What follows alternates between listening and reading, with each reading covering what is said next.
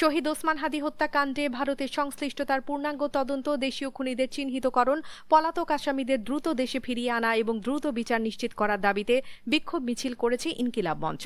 শুক্রবার বাদ জুমা ঢাকা বিশ্ববিদ্যালয়ের কেন্দ্রীয় মসজিদ থেকে মিছিলটি শুরু হয়। টিএসসি রাজু ভাস্কর্য প্রদক্ষিণ করে মিছিলটি পুনরায় কেন্দ্রীয় মসজিদ সংলগ্ন ওসমান হাদীর সমাধির সামনে এসে সংক্ষিপ্ত সমাবেশের মাধ্যমে শেষ হয়।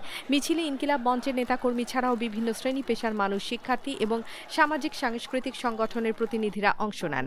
সমাবেশে সংগঠনের সদস্য সচিব আব্দুল্লাহ আল জাবের বলেন, মমতা বন্দ্যোপাধ্যায়ের দেয়া বক্তব্য নিয়ে বাংলাদেশের পররাষ্ট্র মন্ত্রণালয়ের সত্য উদ্ঘাটনের উদ্যোগ নেওয়া উচিত ছিল। এক মাস পরে জিজ্ঞেস করলেও বলেন সেই প্রক্রিয়া চলছে। এই প্রক্রিয়া কিয়ামত পর্যন্ত চলবে কিনা আমরা জানতে চাই।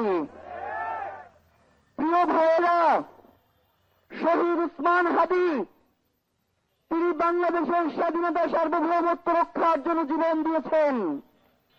সুতরাং তার বিচার কার্য নিয়ে যারা তালবাহানা করবে, আমরা মনে করব তারা বাংলাদেশের স্বাধীনতা সার্বভৌমত্বের শত্রু। মমতা বন্দ্যোপাধ্যায় যে বক্তব্য দিয়েছেন, বাংলাদেশের পররাষ্ট্র মন্ত্রণালয়ের উচিত ছিল সেই বক্তব্য আমলে নিয়ে এরপরে সত্য মিথ্যা কি সেটা উদ্ঘাটন করবার।